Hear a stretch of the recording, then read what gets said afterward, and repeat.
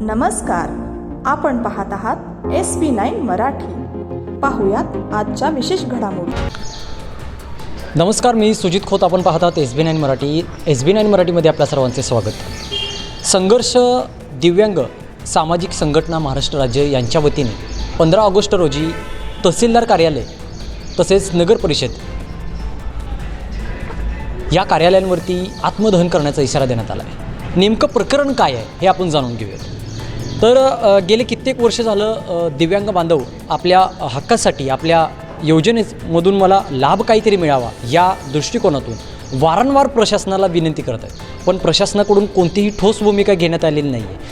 2-4 दिव्यांग बांधव एकत्रित आले आणि त्यातल्या एखाद्या दिव्यांग बांधवाला लाभ दिला जातो, पण बाकीच्या जे राहणारे जे दिव्यांग बांधव आहेत त्यांना लाभ दिला गेला नाही आहे. यामुळे दिव्यांग बांधव अतिशय संताप त्यांचा व्यक्त करत आहेत आणि ते 15 ऑगस्ट रोजी दिव्यांग बांधव तहसीलदार कार्यालय आणि नगर परिषद या ठिकाणी आत्मदहन करण्याचा त्यांनी इशारा दिला. सुनील दाशाळ म्हणून आज आपल्याबरोबर आहेत. आज आपण त्यांची थोडक्यात प्रतिक्रिया जाणून घेऊ.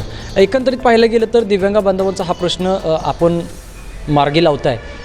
दिव्यांग समाजाच्या किंवा दिव्यांग संघटनेच्या वतीनं आपण ह्या सगळ्या गोष्टी करत आहे. एकंदरीत पाहायला गेलं तर किती दिव्यांग बांधव आहेत आणि त्यांचे प्रश्न काय मार्गी आहेत? ऑफिसमध्ये जवळजवळ 195 दिव्यांग नोंदी करत आहेत. त्यांच्या प्रश्नासाठी आम्ही नगर परिषद प्रशासन असू दे, तहसीलदार कार्यालय असू दे, या दोघांच्याकडे वेळोवेळी पाठपुरावा केला आहे. जवळजवळ 5-6 वर्ष झालं दिव्यांगाच्या रेशन कार्डासंदर्भात आम्ही आवाज उठवला आहे. वेळोवेळी निवेदन देऊन आंदोलन करून पण आमच्याकडे लक्ष देत नाहीत. पुरवठा विभाग दिव्यांगांना एवढा त्रास देतो आहे की आता आम्हाला जीव नकोसा झाला आहे. आमची मागणी आहे की पुरवठा विभाग संपूर्ण स्टाफ आहे त्याच्यावरती निलंबनाची कारवाई करावी, त्या ठिकाणी योग्य अधिकारी नेमावा आणि आम्हाला दिव्यांगांना न्याय द्यावा. एकंदरीत पाहायला गेलं तर तुम्ही ज्यावेळेला स्थानिक प्रशासन जे आहे त्या ठिकाणी तुम्ही जाताय त्यावेळेला त्यांच्याकडून तुम्हाला काय आश्वासन वगैरे दिली गेलीत का, किंवा लेखी आश्वासन काय दिलेत? ज्यावेळेला आम्ही आंदोलन केलं त्यावेळेला आम्हाला त्यांनी शब्द दिला होता. परत आम्ही प्रत्यक्षात भेटलो. आमच्याकडं पोच असूनसुद्धा दिव्यांगाची कागदपत्र जी आहेत 5-5, 6-6 वर्ष रेशन कार्ड दिलेले नाहीत, अंत्योदय योजनेचा लाभ दिलेला नाही, त्यांचा पेन्शनचा प्रॉब्लेम आहे, दाखल्याचा प्रॉब्लेम आहे, सर्वच प्रकारानं आम्हाला त्रास दिला जातो आहे. 6 वर्ष झालं रेशन कार्ड देत नाहीत. त्याचे आमच्याकडे पोच असून तिथली कागदपत्र हरवले. ह्याला जबाबदार कोण आहे? जो कोण अधिकारी जबाबदार असेल त्याच्यावर शासनानं कठोर कारवाई करावी आणि आम्हाला दिव्यांगांना न्याय द्यावा. तर मला काय म्हणायचं आहे की वारंवार तुम्ही आंदोलन करताय, वारंवार तुम्ही प्रशासनाला जागा करताय, तरीसुद्धा प्रशासन झोपल्यागत का वागते? आता ते काय आहे, दिव्यांगांच्या मागण्यासाठी त्यांच्याकडे वेळच नाही.